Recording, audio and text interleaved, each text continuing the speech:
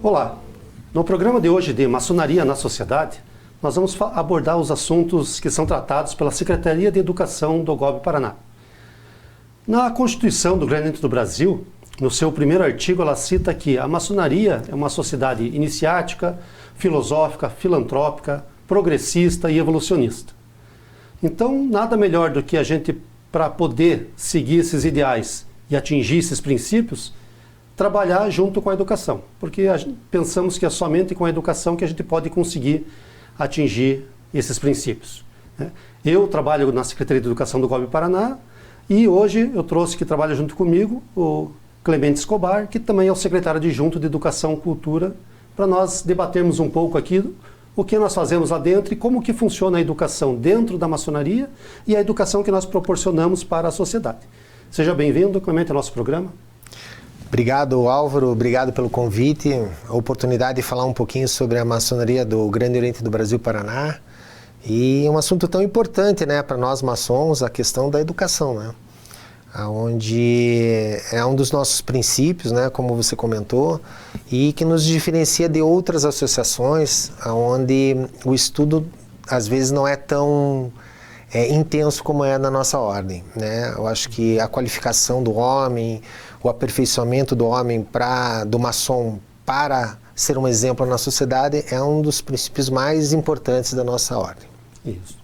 Nós, dentro da maçonaria simbólica, a gente já explicou aqui para o nosso público, nós temos os 3 graus, né? Aprendiz, companheiro e mestre. Perfeito. E em cada grau nós temos alguns estudos que são obrigados a serem feitos para passar para o próximo grau.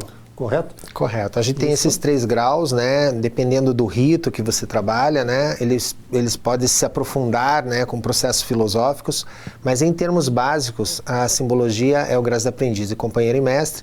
E a gente tem que galgar etapas, né? O iniciado que inicia na maçonaria, ele começa a receber suas orientações, seus estudos, desenvolve trabalhos, participa de congressos e, executando todos esses processos, ele consegue passar uma etapa, ele passa por uma avaliação, né, de conhecimento. É importante a gente imputar conhecimentos, né, nos aprendizes, companheiros e no mestre, no sentido de qualificação, né? Se a gente não continuar trabalhando isso, a gente para no tempo. Exato.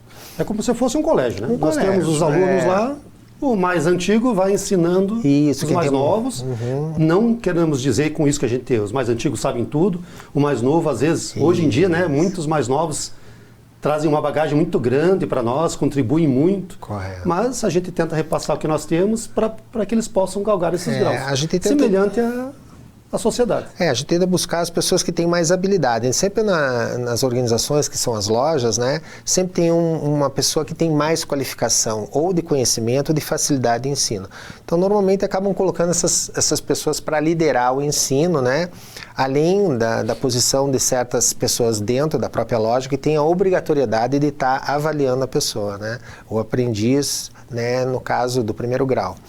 Então, a gente tem outras alternativas, né, como você bem sabe, mas só para informar, né, quem está nos assistindo, dentro da maçonaria paranaense a gente faz alguns congressos de porte maior, né, não só aquele estudo dentro da loja, e faz um congresso onde a gente reúne várias lojas ao mesmo tempo, e nessas reuniões a gente promove umas discussões mais intensas, de caráter simbólico, histórico, filosófico, dentre outros, né.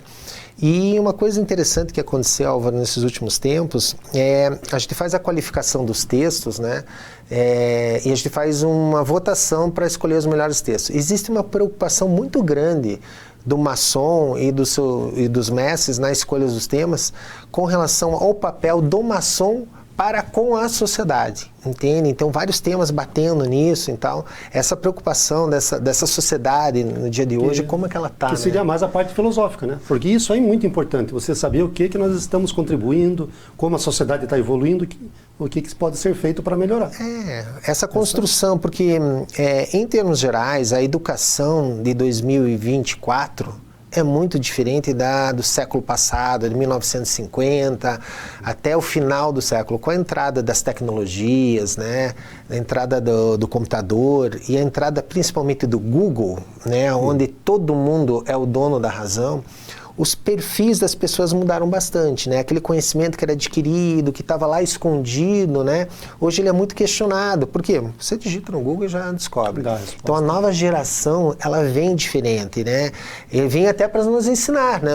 Às vezes você fica meio receoso da maçonaria, de entrar um maçom muito novo, mas quando ele entra, ele faz, né? Ele traz novidades para nós de apresentação, de tecnologia. Então é muito interessante ver essa modificação, né? E vamos falar sobre os congressos, então, já que você abordou o congresso. Se fazemos um congresso na faculdade, na universidade, os trabalhos são escolhidos. Opa, o Clemente vai apresentar o trabalho que o seu está bom. O do Álvaro não foi escolhido, fica lá para a próxima, né? Não está muito bom. Existe isso também dentro desses congressos? Passa por uma comissão para avaliação? Estou falando só do congresso, por enquanto, né? O congresso a gente faz o seguinte, a gente pede para eles selecionarem os temas, discutirem dentro do seu grupo temas que sejam adequados para a visão do aprendiz ou do companheiro. Ele tem um filtro dentro da própria loja, aí eles trazem para um momento que a gente chama de pré-ERAC, que é o encontro de aprendizes e companheiros, né, que são esses eventos que são 7 no Paraná, e nesses eventos a gente discute o que há de melhor na opção dos aprendizes, na visão do aprendiz e para os aprendizes. É óbvio que a gente usufrui desse conhecimento, sempre vem uma carga nova, uma informação nova, uma metodologia nova, uma interpretação nova. E aí a gente tenta escolher os melhores temas. Selecionados os temas, esses temas são colocados aos aprendizes, eles desenvolvem e apresentam nos congressos. Tem uma manhã inteira, às vezes um dia inteiro de apresentações de congresso, onde é maravilhoso, né? A gente tem a oportunidade de ver vários assuntos e fazer o que mais a gente tem que fazer, é lapidar nossos princípios éticos, morais, construir realmente a personalidade do homem, e lá a gente tem uma grande oportunidade disso. Então, resumindo, faz uma seleção de alguns temas, escolhe o tema melhor, desenvolve-se esse tema, passa para alguém dar uma olhada lá, opa, tá de tem acordo. uma supervisão, Né? exato. Tem que ter uma correção do TCC, uma correção da monografia lá, né? Eles têm que sofrer também um pouquinho, né? E eles têm 15 minutos para apresentação, então tem limitação de tema. E a banca tá ali, e quando faz essa apresentação é interessante, porque o nervosismo ali, a gente nota o nervosismo, porque são pessoas que vão estar assistindo, tem muitas qualificadas, né, que entendem do assunto e podem contribuir, né? A gente não entra na crítica da apresentação, né? Mesmo porque já passou por um crivo. Mas a gente sempre gosta, quando faz uma contribuição, até mesmo uma correção, né? Você pode, dentro de um trabalho, uma apresentação, cometer um erro, não tem problema. E a gente está todo mundo ali para aprender. Para aprender, né? Claro. Tem um erro, quem souber corrige. E fica tudo numa boa, não tem nenhuma mágoa. E você falou, a pessoa está apresentando, ela fica nervosa lá no momento. E você vê, pode ser, isso é mais um aprendizado para a vida profissional. Porque ela vai ter que fazer uma faculdade, vai ter que apresentar, vai ter que defender um TCC, vai fazer um mestrado, vai defender uma dissertação, vai fazer um doutorado, vai defender uma tese. Então é um processo de aprendizado. É verdade. Para a sua vida. Na verdade, a gente que gosta de qualificar o maçom em todas as frentes, né? De aquisição de conhecimento, de postura de educação, postura de ética, moral. A gente prepara ele, como as 7 artes liberais, trabalha ele também na questão da retórica, oratória. O maçom, se você notar, ele sempre é um líder dentro da sociedade, é um cara que conversa, se comunica bem, e essa habilidade, eu, por exemplo, desenvolvi ela dentro da maçonaria. Eu fui anunciado em 2003. Eu também. Aí, ó. Não tem, né? Então, a gente acaba aprendendo a lidar a recurso de vocabulários, essa retórica, e é super importante. Que acontece, inclusive, quando a gente observa os demolei. O que acontece com os demolei? Você vê que se criam líderes, e eles já, com 18 anos, 17, 19, eles têm uma facilidade de comunicação no grupo deles e com os amigos, que ele já se destaca na faculdade. Então, assim, toda a parte de paramaçônica e maçonaria constrói uma oratória muito bacana, se o cara quiser e tiver facilidade. Quem tem mais dificuldade demora mais, mas é importante também. Também, né? E nos congressos tem isso, mas a gente sempre deixa eles à vontade, a gente não está lá para ser malvado, é só para a gente aproveitar. Aí você falou, né, sobre as 7 artes liberais. Que super se nós formos buscar lá nas origens da maçonaria, era o que teoricamente era ensinado para os aprendizes. Estamos falando lá dos anos de 1300, 1400, 1500. Era o que tinha, né? E naquela época já tinha essa forma de aprendizado, né? Então, ingressava-se para a maçonaria operativa, ia virar pedreiro naquela época, mas para ser pedreiro ele tinha que aprender geometria, matemática, cálculo.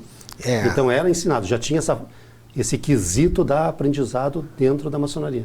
A educação sempre foi um ponto importante, né? Ou seja, o aprendizagem. A maçonaria e o aprendizado estão intimamente ligados, né?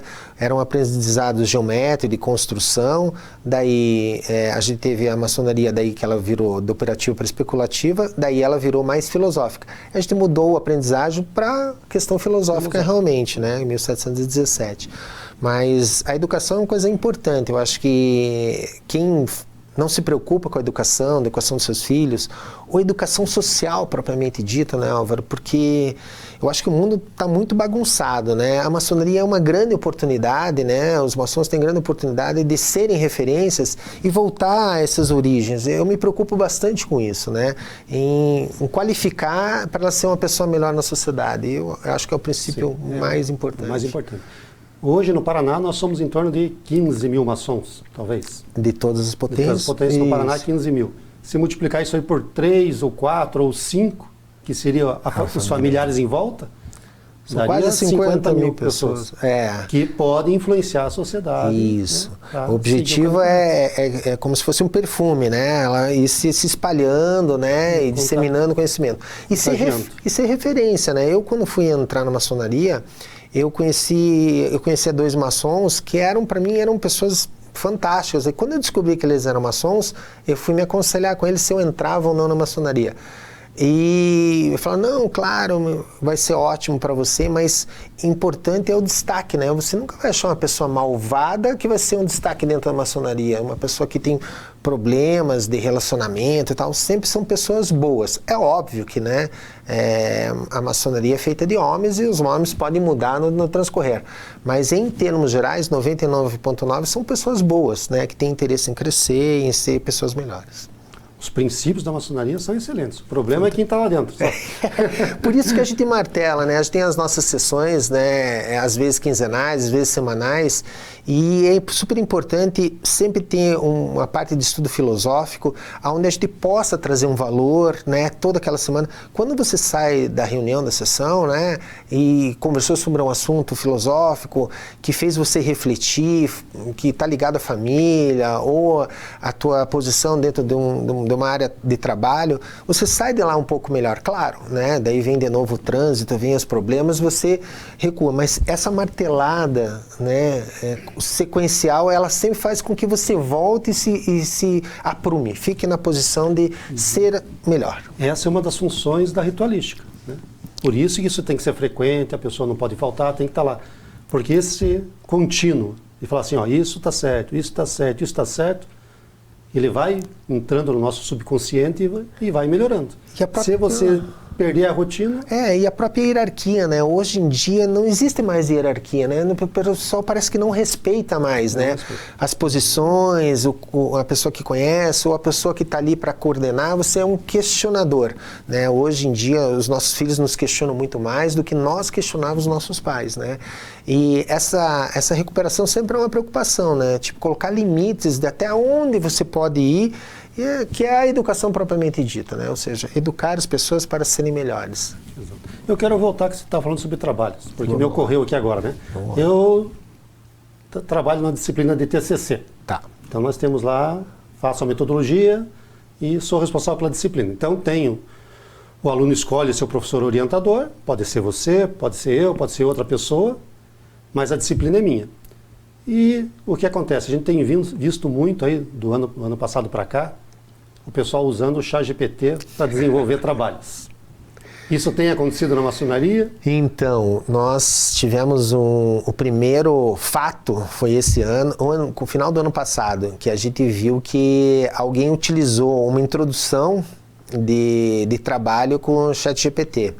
Veja bem, é muito difícil a inteligência artificial não fazer parte da nossa vida daqui a 50 anos, né? O que é importante, né, se a gente pensar na evolução, porque a maçonaria é progressista, né? A gente vai se adaptando ao que a gente tem, né? E o que vai ser importante é saber como lidar com essa inteligência artificial, né? A pessoa que vai lá e simplesmente digita e tem todo um texto e apresenta o trabalho... E imprime e acabou. Quem que perdeu? né? O maçom, eu acho que poucos vão fazer isso, porque o nosso objetivo é de crescimento, né? Não é da malandragem. É o aluno que está colando no colégio e não aprende nada. Daí ele vai ler, vai fazer a apresentação do trabalho, ele gagueja, ele tem mais dificuldades. Se ele não gaguejar, não tiver dificuldade, aí o que ele vai fazer? Ele vai ter que se debruçar no trabalho desenvolvido pelo IAR, vai fazer a crítica dele, corrigir, né? Porque daí ele tem que ter o conhecimento para ser o crítico e corrigir, e depois ele vai ter que apresentar, ou em loja, ou nos congressos. Então, assim, ainda tem um estudo diminuído, mas ele perde o fato de pesquisa, que é uma das habilidades. Você criar alternativas é uma coisa importante. As pessoas hoje são muito práticas. Se não tiver aqui na frente, eu não sei como é que é. O cara que sabe, não está aqui na frente, mas eu posso procurar ali, buscar os caminhos. Isso é importante da gente desenvolver para as pessoas. E dentro da pesquisa, discernir, né? Esse livro aqui é bom, esse autor é bom, esse aqui já não está muito de acordo com o que eu vi. Ele então tá meio tem que ter essa a gente tem uns autores que eles são mais fantasiosos, né? Então a gente sempre tem que tomar cuidado. Claro, a gente tem uma liberdade de expressão, você pode ir para um lado mais, vamos pensar, esotérico, um lado mais primário, não interessa, mas você tem que tomar cuidado, né? Das invenções, e livro de invenção, o que mais tem? A maçonaria tem essa capa fechada, que não é fechada, né? Você bem sabe, e o pessoal acha que acontece um monte de coisas. Na verdade, o que acontece lá é muito estudo e muita preocupação com a sociedade e com o maçom. Bom, você sabe, né? Eu tenho um programa no YouTube lá, da Rádio Uninter, com o Hamilton, que é chamado Universo Maçônico, que é justamente isso. É desmistificar, porque existe muita teoria, muita fantasia em cima da maçonaria, porque é o que vende. É o que o pessoal quer assistir, é o que o pessoal quer ler, então isso vende muito. Então esse nosso programa justamente é para desmistificar, né?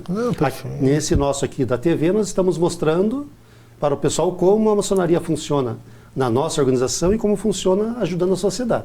O outro lá é para desmistificar mesmo, para dizer, opa, pessoal, isso aqui é muita fantasia que estão inventando, não tem nada disso. Que nem aquela notícia, né? Notícia boa, né? Aconteceu uma notícia boa, um casal casou, não sei o quê, dá um tipo de ibope. Agora fala, aconteceu um acidente trágico, não sei o quê, vai todo mundo lá pesquisar. É o normal da curiosidade humana. É uma hora um programa de TV falando sobre aquilo. Conseguir desenvolver por que bateu o carro, o que aconteceu. Agora, o casamento, todo envolvido. O pessoal não tem tanto interesse. É a questão da polêmica, né, digamos assim. E ainda falando, né, sobre os trabalhos, então, com o ChatGPT, dou aula na engenharia civil. E similar ao nosso aprendiz lá, que foi no ChatGPT, pegou o texto, imprimiu, foi lá, leu, não sabia nem o que estava falando, é similar a um engenheiro que cola nas provas para virar engenheiro. Ele pensa, eu quero ser engenheiro civil porque eu vou ganhar bem e vou ficar rico. Mas ele não vai se destacar no mercado de trabalho com um engenheiro que sabe fazer realmente, que aprendeu a fazer. Então, Álvaro, esse é o ponto educacional que a gente busca na maçonaria. Exatamente o que você falou. O que adianta ser um engenheiro, ter o título e não saber o que você está fazendo? O que adianta você entrar na maçonaria, buscar a compreensão da filosofia, do estudo, sem se envolver e aprender com aquilo lá, entende? Então você está no ambiente errado, vai jogar bola. Exato. Né?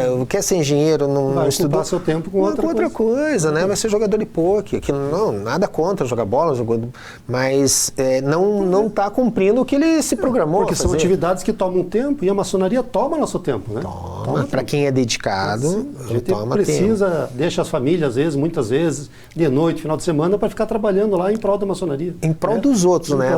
Nosso caso, que a gente está envolvido na Secretaria de Educação, a gente realmente desenvolve para os outros, para que eles tenham oportunidades que a gente teve. No futuro eles vão substituir a gente vai descansar um pouco também. Exato.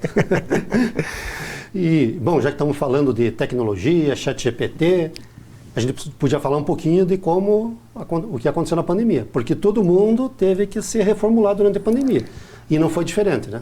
Não, foi uma surpresa, né? A gente teve... o nosso líder, né, Luiz Mário Luqueta, teve a oportunidade de direcionar a gente, ele não deixou a gente esmorecer, falou, vamos fazer, começamos a fazer Zoom, palestra e tal, e a gente tentou se reorganizar da melhor forma possível. E com isso a gente introduziu as novas tecnologias, né?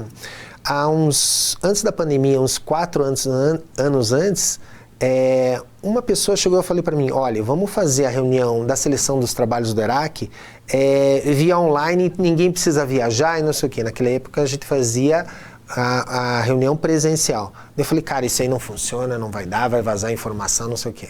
Deu 2, 3 anos, chegou a pandemia, hoje é imprescindível, a gente faz uma reunião, consegue selecionar tema para 20 lojas, 1h30, tudo resolvido e fazemos... A pessoa pode estar viajando, pode estar em qualquer lugar, acessa no momento. É fantástico. E agora a gente está com transmissão dos congressos, a gente faz transmissão ao vivo, com possibilidade de participação também nos congressos ao vivo, né? Então a gente pode, um congresso ocorre, por exemplo, na região sudoeste, lá em Cascavel, a pessoa pode estar em Curitiba, assistir, interagir, fazer perguntas, né? Então está ficando cada vez mais dinâmico, a nova geração veio e participa mesmo, é muito bom. E as câmeras já têm se atualizado em questão de equipamentos, câmeras, né?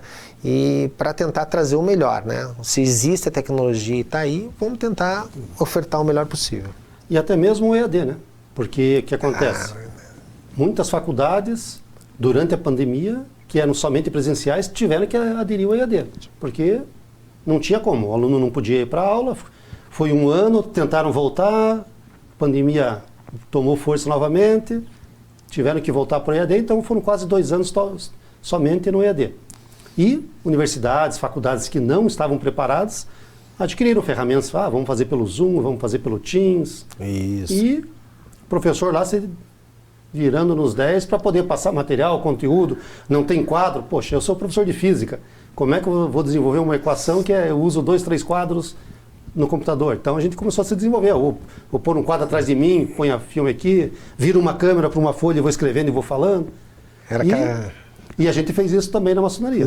Aquelas câmeras que não tinham boa conexão, a gente vai preparando luz, a gente aprendeu muito nisso, né? E a questão da EAD também foi bastante interessante porque a gente oportunizou, né? Antes era muito livro, muita reunião, né? Dentro de loja, congresso, mas hoje tem todo um material, um vasto material que vai sendo cada vez ampliado dentro do EAD. Então, aquele maçom que é regular e tem acesso ao EAD, porque é uma área restrita, né? E ele tem acesso a trabalhos, livros, diversos trabalhos, publicações, então ali ele tem a oportunidade de crescer e fazer comparativos, até para desenvolver os trabalhos dele. Então o EAD é uma ferramenta importantíssima. Não tem professores lá, mas tem... São os colaboradores que escreve e vai colocando, a gente vai colocando material lá dentro. Isso. É um espaço que foi cedido aqui pela Uninter para nós, né? Graças ao professor Piccoli aqui que cedeu o espaço para nós. Então a gente coloca esse material lá dentro, semelhante ao que é um EAD hoje. E a gente vai, agora a gente está desenvolvendo treinamento administrativos também que a gente vai colocar, então cada vez a gente vai trazendo mais ferramentas para trazer qualificação e a nossa educação de sempre. Isso. Bom, a gente só falou da educação dentro da maçonaria, né? E para fora. Porque, tudo bem, nós estamos preparando os aprendizes, os companheiros, os mestres, trazendo uma educação através de simbologia, de filosofia, para que ele se torne uma pessoa melhor e com isso poder ajudar a sociedade. Mas temos alguns projetos também para a sociedade diretamente, né? Então, quando a gente fala de maçonaria para com a sociedade, onde existe a participação do maçom dentro da sociedade, a gente tem a parte da filantropia, que é uma coisa bacana. Eu acho que o Ariel Strapasson já esteve aqui falando do que a gente tem a ofertar, né? A gente faz os auxílios dentro do possível, né? A gente auxilia eles. Então o maçom hoje, ele tem essa, não responsabilidade, mas tem esse viés, né? Que ele adquirindo uma educação, sendo uma pessoa melhor, quando ele está na sociedade, ele faz projetos, se juntam, né? No interior é bem mais forte, e fazem projetos sociais para escolares ou arrecadam dinheiro e ajudam alguma instituição. Então a gente tem essa preocupação. E a sociedade em si, hoje, como a gente falou anteriormente, ela está bem perdida, né? Então nada melhor do que nós nos organizarmos para dar rumo para quem a gente tiver a oportunidade de dar rumo, né? Algum tempo atrás esteve aqui o Jean, que é o venerável da loja Perseverança lá de Paranaguá, e ele comentou sobre um projeto social que eles fazem junto com os jovens lá na sociedade, dando bolsa de estudos no ensino médio, nos cursinhos, nas faculdades, né? Então esse é o tipo de apoio que a gente teve já, que envolve a educação, mas diretamente para a sociedade. E a gente tem tentado trabalhar com convênios educacionais, que a gente tem com o Uninter, né? Porque trabalhar com educação, acho que é um dos maiores valores que a gente tem para deixar. Porque quando a gente vai embora, né? Nosso corpo tem um tempo hábil, que a gente deixa nosso recado, né? A nossa obra que a gente construiu durante a vida, né? Se essa obra foi uma obra exemplar, né? Com princípios e tudo mais, quando você for embora, você vai ser lembrado pelo quê? Qual obra que você deixou? Entende? Só vai ser lembrado por isso. Se não deixou nada... Se não deixou nada, se foi uma pessoa ruim, vai ser esquecido rapidamente. Mas se você deixou uma obra de construção, aquela pessoa era boa, fazia isso, trabalhou nisso. Então, é isso. A gente gostaria que todo maçom, né, depois de contribuir com a sua vida terrestre, pudesse deixar uma obra. Seria o ideal, né? Ou seja, uma mensagem, uma coisa positiva, uma coisa boa. Essa é a nossa preocupação a nível de educação. E nós temos o projeto lá do Canto Uberaba também, né? Esse é um que projeto... também é um projeto da educação que é voltado para as crianças carentes ali do entorno das escolas. Né? Isso, esse processo a gente está angariando recursos para estruturar isso, né? Um dever social do Grande Oriente do Brasil ali naquela região, vamos ajudar a comunidade ali e a gente vai fazer esse projeto, né? Tem a Lei Rouanet que está envolvida também, a gente está tentando buscar recursos. É engraçado, mas é muito difícil buscar recursos, né? Mas a gente se esforça, né? Para tentar fazer o melhor possível, né? Todo mundo acha maçom, não, são todo mundo milionário lá, não é assim. A gente tem que correr atrás para poder desenvolver e produzir, né? E tem outras ações. Eu fui num projeto lá no litoral, onde a gente teve uma doação de violinos, né? De Guaratuba lá, né? Não, esse aí foi em Pontal do Sul. Não sei se Guaratuba teve também, mas... Guaratuba tem uma que também é de escola de música para as crianças. Escola de música, Então, esses fatores são muito bacanas. Por exemplo, a gente tem uma loja que ajuda as mulheres que têm dificuldade de poder aquisitivo em questão de fraldas, né, geriátricas, e para as meninas que deixam de ir no colégio porque não tem lá o absorvente, e daí ela tem uma loja que produz 3.000 fraldas e fazem doações, né? Então essa preocupação da sociedade que a gente tem é muito importante. E isso vai se criando na loja, né? Aquela energia positiva, aquela vontade de ser melhor, que é o importante. Esse é um dos nossos focos, né? Ser melhor. E um dos principais objetivos da Secretaria de Educação. Transformar uma pessoa melhor. Transformar uma ação em pessoas melhores. Talvez das secretarias dentro do Grande Oriente do Brasil, a da Secretaria da Educação seja a que está mais voltada para esse princípio. Porque é a que está envolvida realmente, desde que ele entra para a sua formação, para transformar seu aprendizado. Como nós falamos, não adianta a pessoa querer entrar para a maçonaria só para, virei mestre, agora sou um maçom e não aplica aquilo na sua vida, não conhece nada, não sabe desenvolver. A nossa pasta ela é muito requisitada, né? Ou seja, a gente é muito cobrado com isso. A gente tinha uma dificuldade, falando um pouquinho desse negócio de estudar e parar. Quando você faz aprendiz, companheiro e mestre, chega um momento que você chega a mestre. Teoricamente, você adquire o conhecimento maçônico pleno, mas nunca é pleno, né? Tipo, a gente sempre está aprendendo um pouco mais. E aí, alguns mestres, eles não estudavam tanto.